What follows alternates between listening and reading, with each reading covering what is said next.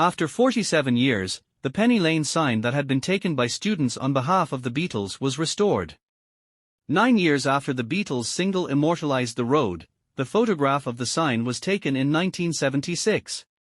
An ex-student who wished to remain anonymous contacted the Beatles Story Museum earlier this year and expressed his desire to return the totally pristine placard. An admission was made by the individual that the minor criminals were in a worse state of wear and tear when they took the sign. According to him, "I want to return it to the pool because I am getting on a bit now. The pool is the place where I spent 6 very pleasant years as a student, first as an undergraduate and later as a postgraduate, during which I met my wife of 44 years in the process. It should come as no surprise that Liverpool is the place where the sign should now spend the remainder of its days."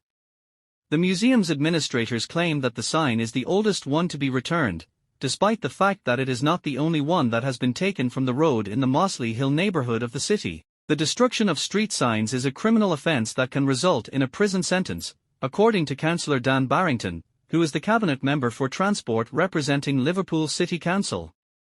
On the other hand, taking into consideration the background of this case and the fact that Penny Lane has finally arrived at its destination after what appears to be a lengthy and winding route, I believe that we can all agree that we should just accept the situation as it is. The museum located on Liverpool's Albert Dock is currently displaying the sign for visitors to see. It is a music time capsule that was immortalized by those 4 guys who shook the globe, according to Steve Rotheram, the mayor of the Liverpool City region. Penny Lane is so much more than a mere lane that inspired a song all those years ago. In spite of this, the song's actual significance lies not in the street name or sign, but rather in the images and people that Paul McCartney remembers from his childhood in this location. The name Penny Lane is constantly in our minds and in our eyes, and this time it's on permanent record.